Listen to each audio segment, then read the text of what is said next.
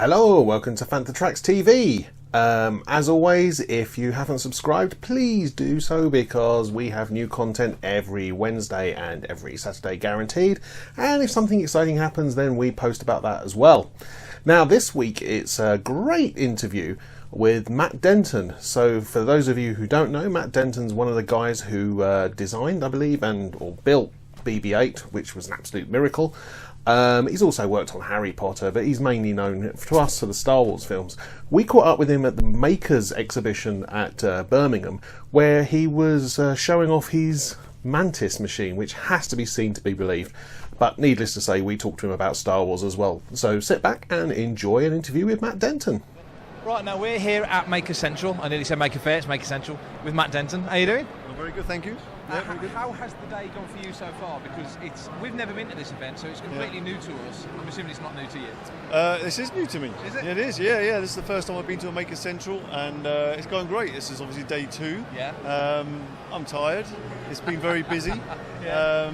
But it's been fun. I've had lots of interest in the Mantis and the giant Lego over the back there, and it's been good fun. Yeah, really good. People will have seen the Mantis as they've mooched around the internet and followed your work and career. Can you give us a little bit of insight into the history of this? Because standing in front of it, seeing it on video, there's a video playing there. Seeing it on video is one thing. Seeing it for real is something entirely different. Yeah. So I was building small hexapods about half a metre long for like a decade before I built this one. And basically, I'd always thought about building a giant hexapod big enough to ride. Yeah. Just because I thought it'd be amazing. And then I got a company contact me who'd seen the videos of my smaller hexapods online and said, would your software control a hexapod that we built at 400 tons? Wow. At which point I went, well, you wouldn't want to scale up from half a metre to 400 tons, so why don't we do a 2-ton light machine, which is hydraulic, so you can test all those kind of functions, and go from there. So that was kind of where this was born. So I've got funding to build this, and I took 3 years out of my life to build it, and the result was the Mantis. And what would the practical application for this be? Well, there's the thing. So they were thinking of underwater activities, where they need maximum traction, and they thought that legs would be better traction than wheels or tracks. Yeah. There's been applications where you don't want to damage the terrain because the foot pressure on this is the same as a human foot, so you can walk across grass and the grass will just pop up again. It does no damage. Wow. And of course you can increase the diameter of the feet even by a small amount. You get a massive more because the square is the surface area, so you get a bigger surface area. So there's all sorts of applications, but no one's come up with anything yet and gone, we want it, and here's what we want you to do with it. So, but the tech is there if ever. Exactly. Yeah, exactly. So this is going to be walking on the moon one day, quite clearly. I don't think so. Too heavy to take to the moon. So is this physically, would this be the biggest project you've taken on so far? It is, physically and mentally, definitely, yeah. It nearly killed me, this project. It was a real, because I had someone helping me for 8 months. I had Josh Lee helping me, the other BB-8 creator. And he helped me for about 8 months, did a lot of the CAD work and design with me. And then it was pretty much a shell of a machine when he left the project because I couldn't afford him anymore, I couldn't afford to pay him. So I was on my own in a huge workshop in Romsey for about 2 years, and just trying to get to the end goal, and it was hard. It was pretty tough. So I'm assuming, stupid question, the relief when you screwed the final screw or turned the final bolt was ridiculously happy. There is no final. That's the thing. There is no relief because there's always little bits that need doing and maintaining, and that's the thing. It's like I got so far, and I'm a bit of a perfectionist, and there's still bits about it that I'd love to change, but I'll never go back to it. It is what it is, but for me, it never ends. You just mentioned BB-8 in there. Obviously, people will know you as well for your work on Star Wars. Yep. How did that come about? Was this almost a calling card for that? Did they happen concurrently? What was the story there? No, I'd been working in film for probably 15 years prior to this, and I'd done Harry Potters and all sorts of stuff. And then I took time out to do this because I thought it was a departure from film. Animatronics was dying a bit, a lot of CG was coming in. Yeah. And I wanted to build something for real, that it was ours and you can't fake it, So that was another reason for this. But as I came out of this project, like I said, it was 3 years of pretty hard graft, and the bank balance had dissipated. And I got a call from Josh, and he'd started working on a secret project. Yeah. And he said, I'm working on a robot. He didn't say droid, he said robot that needs a really tricky steering system. And he was talking about the trike. version of BB-8. Yeah. So I jumped on board, and the first thing we did is I built a simulated version of the trike in 3-dimension physics simulator. Yeah.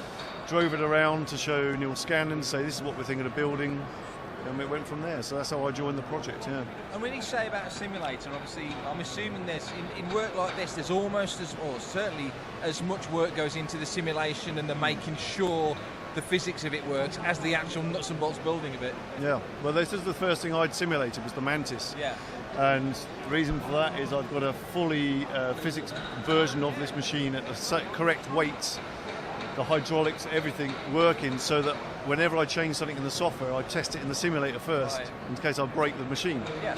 So it's really fortunate that when I came off of this, my simulator skills were really good, and I went straight into BB-8. Yeah. It was a fairly easy process for me, so I learned a lot of skills on doing the Mantis, like simulation, hydraulics and what have you, which I've now applied to film. So, right. Yeah. So you mentioned that initially somebody wanted a 400-ton version of this. Yeah. Would that scale up to that size?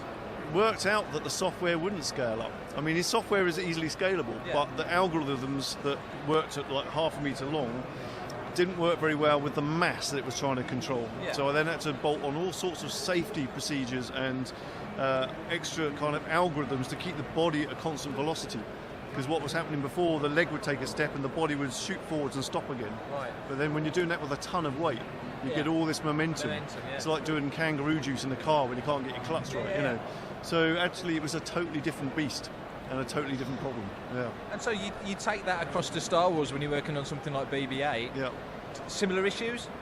Totally different. Yeah. BB-8 was, I wouldn't say it was a walk in the park, but that is definitely a different, that's a hard project to do, and I never want to go back and do that, especially on my own. Really? BB-8 was different because it's working with a team, and you've got support around you. Yeah. There's different problems. Yeah. Different problems, but at a smaller scale, and when it goes wrong, you can pick it up.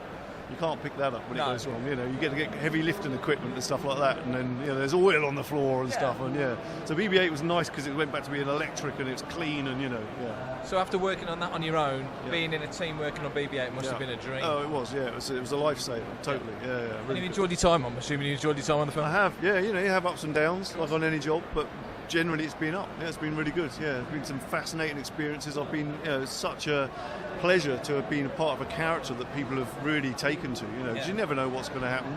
We didn't even know what the character was we were working on when we started.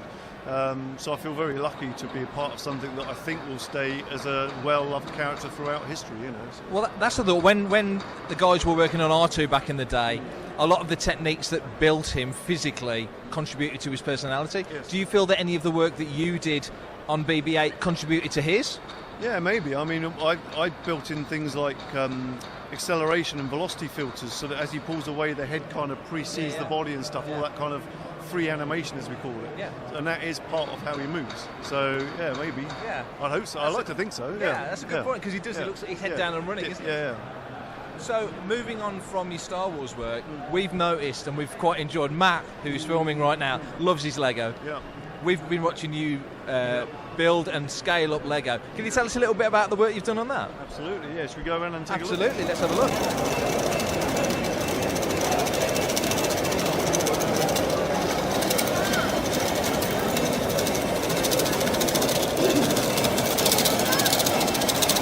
So here we are, we've got your Lego.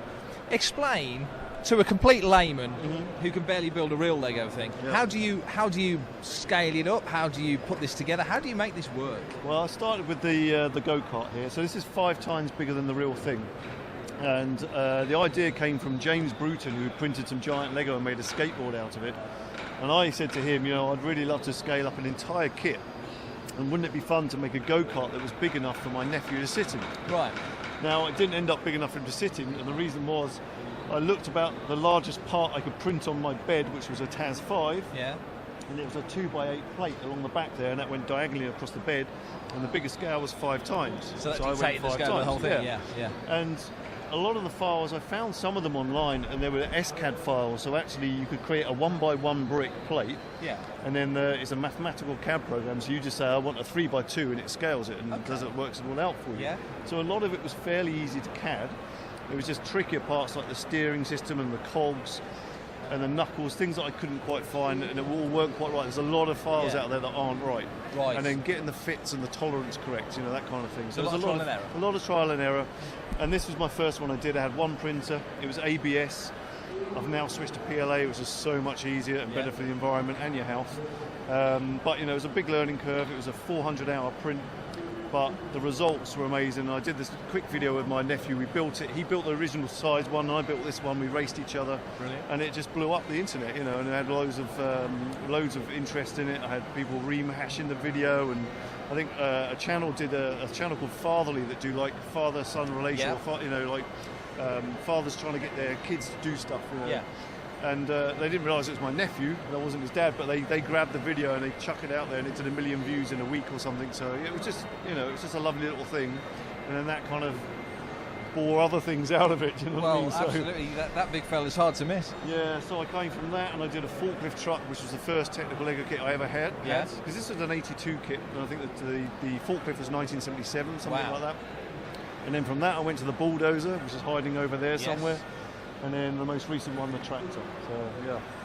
So, of the things you've built so far, and you mentioned these kits have got some age to them now, these older kits. Which one gives you the biggest kick? Probably the bulldozer. Yeah. It was my favourite kit as a kid. It taught me about linkages and parallel link and all the tracks. I love the tracks on it, you know. And the fact that the tracks work so well.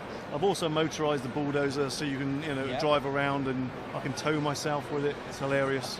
I did actually motorise this one as well, the go-kart. But what I did there was I made scaled 80s Lego motors and bolted them on.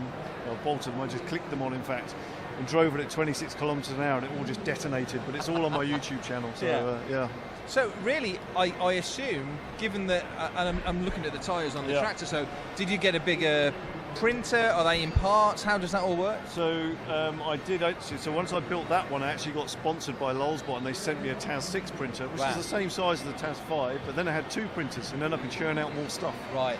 And so it started to escalate. But the tyres on the tractor are so big, I had to do them in quadrants. Yes, I did spot that. They're done in 4 parts, but I put keyways in the end, so they line up when you glue them. So it looks like a 1-part print. But you just have to get inventive, really, because if you can't fit it on the bed, then find another way to do it. In terms of these builds then, obviously just as a geek you're going to want to do more, because that's the nature of being a Lego fan. Where is the limit to what you could do technically? Right now there's nothing I can't do at 5 times scale, because I've kind of done all the biggest parts I can do by finding ways around it. It's more about, do I want to print thousands and thousands more hours of everyone wants me to do the car chassis, the 1980s car chassis. But it's, you know, just doing these tyres took so long, you know, and there's a lot of money's worth of print. I think the tyres work out about £200 each in filament. Wow. Because it's a semi-flex filament. It's all Polymaker, this stuff.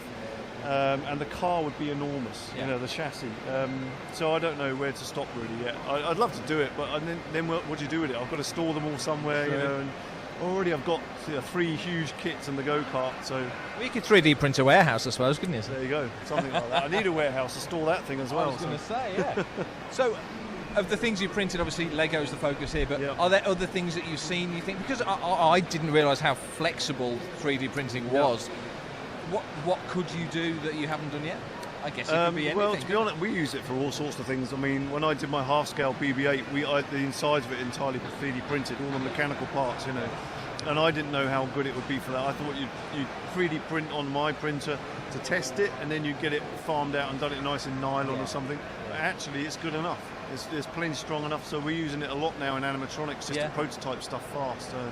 Okay, so prototyping, this is a dream for you to be able to do that. Absolutely, rapid prototyping is perfect, Fantastic. Fascinating. Thanks for walking us around this. You're welcome. Absolutely wonderful, thank you. Hello, it's the Star of the Force Awakens Constable Zuvio here. Now, thank you for watching this video, and if you haven't already, don't forget to subscribe, because there are plenty more videos on the channel, and we have new ones every Wednesday and every Saturday, and if something exciting happens, something in between as well.